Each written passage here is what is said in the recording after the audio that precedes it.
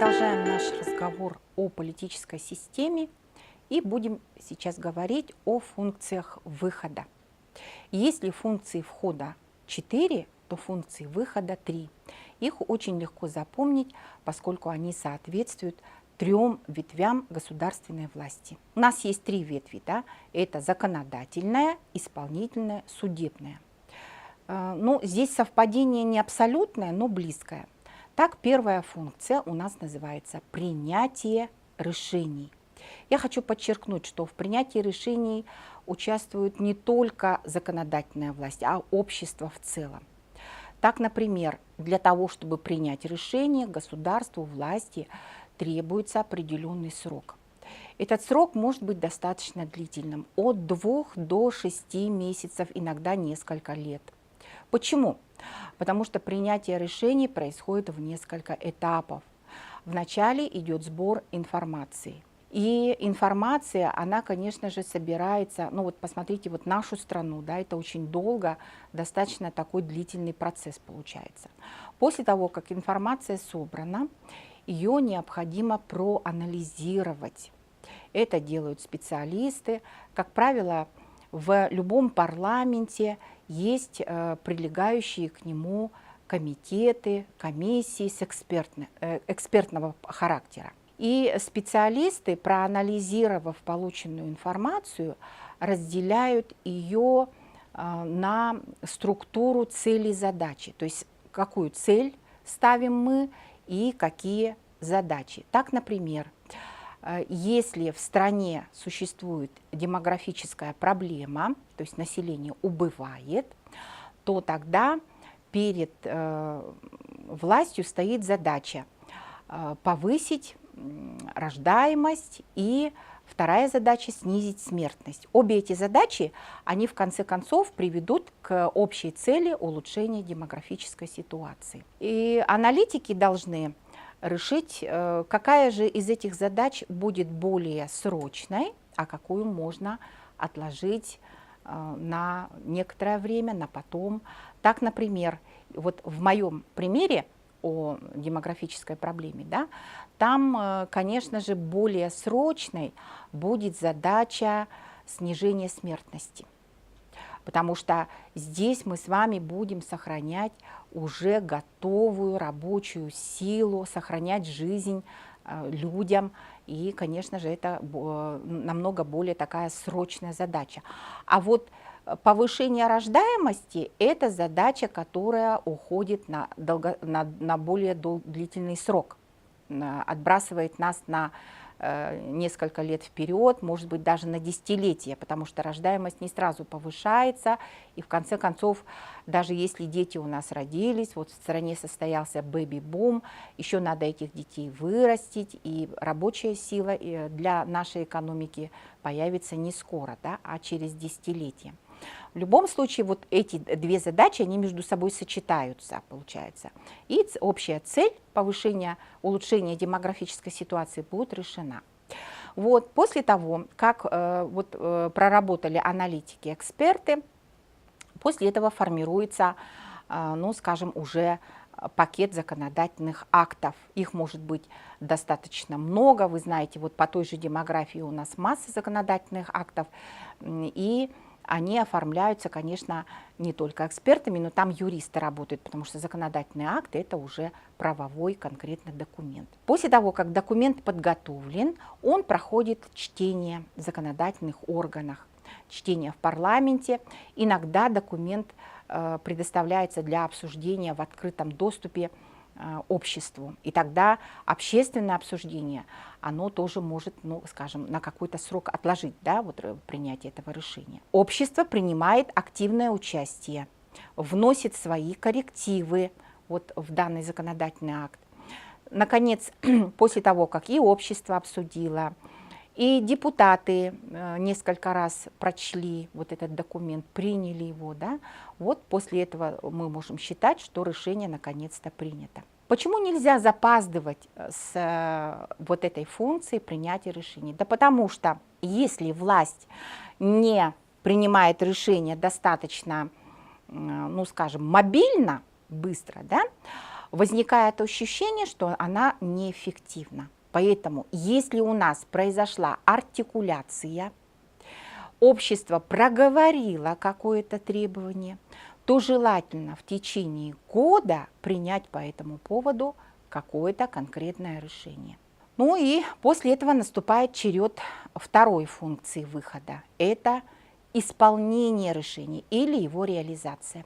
И, пожалуй, это самая трудная функция. Почему? Потому что большинство политических систем, так же как и систем экономических и любых других, это, конечно, системы, подвергающиеся амортизации. То есть у нас идет постепенное сгорание ресурсов. Если мы приняли решение в начале года, то к концу года у нас меняется, предположим, курс национальной валюты, у нас меняется состояние экономики, состояние бюджета, у нас идет износ в целом системы. Особенно это касается систем, которые сильно забюрократизированы. То есть иногда бывает так, решение принято, и потом оно прошло столько инстанций и столько по этому поводу выпущено бумаг, что, собственно, сама реализация этого решения становится отдельной проблемой с истощением ресурсов. Поэтому да, иногда системы сами себя изнутри начинают, что называется, кушать, съедать. Да? Это вот когда бюрократизация, есть теневая экономика, это неэффективно работающие системы. Поэтому да, вот эта функция самая сложная. Вообще сложнее всего решение в жизнь претворять.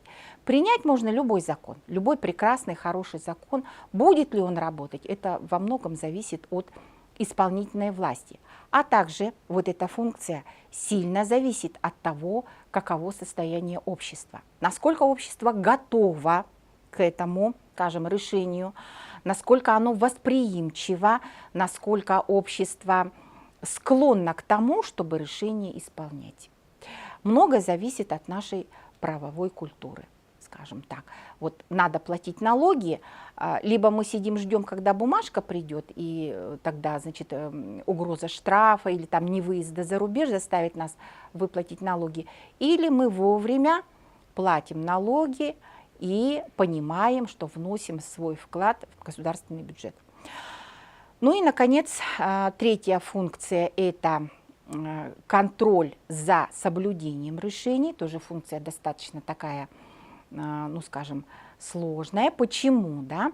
Потому что здесь работают все. В первую очередь это, конечно, правоохранительные органы, система правоохранительных органов. Они нас жесткими мерами заставляют соблюдать законы. Я тут хочу сказать, что вообще мы должны понимать, кто такой гражданин.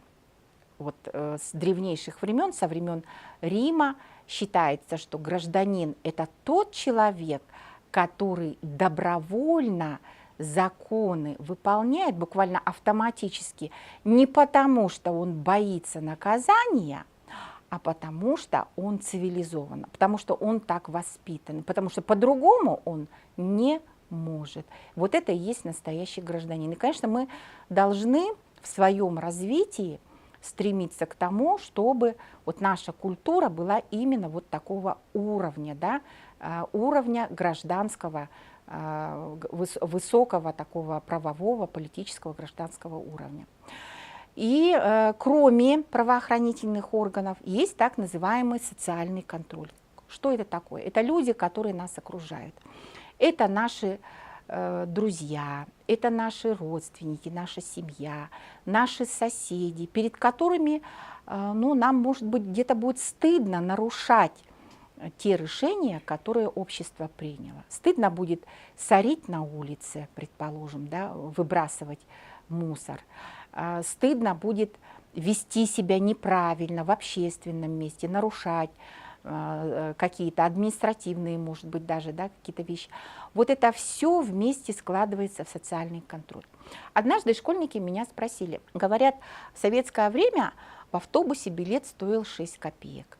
И вы покупали этот билет через вот такой маленький, ну, автомат. Да? Кто следил за тем, сколько опускают человек копеек, 6 копеек, а может я опущу 3 копейки и так далее. И я вспомнила, да, я задумалась тогда в этот момент, кто следил. Я вспомнила, что там впереди всегда сидели бабушки, обычно в автобусе, которые, да, вот было неудобно перед бабушками бросать меньше 6 копеек. Но самый главный контролер, это, конечно, была совесть, потому что есть понятие не только социальный контроль, есть понятие самоконтроль. То есть вот как раз тот самый гражданин, которого мы воспитали в результате нормальной политической социализации, у которого чувство совести, гражданского участия воспитано, вот он и его совесть, она будет являться самым лучшим контролем для того, чтобы решения, которые государство, власть приняла, постепенно реализовывать в жизни, а потом и соблюдать буквально на автомате. И вот эта вся система, получается, функций выхода, она привязана не только жестко вот к 3 ветвям государственной власти, законодательной, исполнительной, судебной, но она достаточно четко связана со всеми структурами общественной жизни.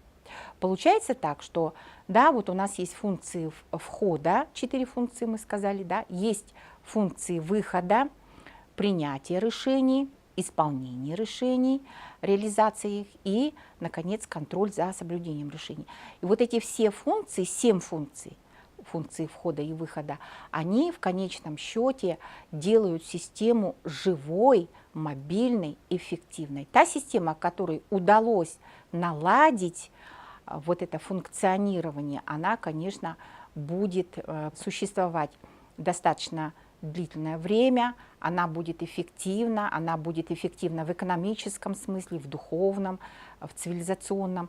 И мы должны понимать, что многое зависит не только от государства, от него, конечно, много зависит, но не все, а очень много зависит от самих людей, от граждан, от уровня их политической и правовой культуры.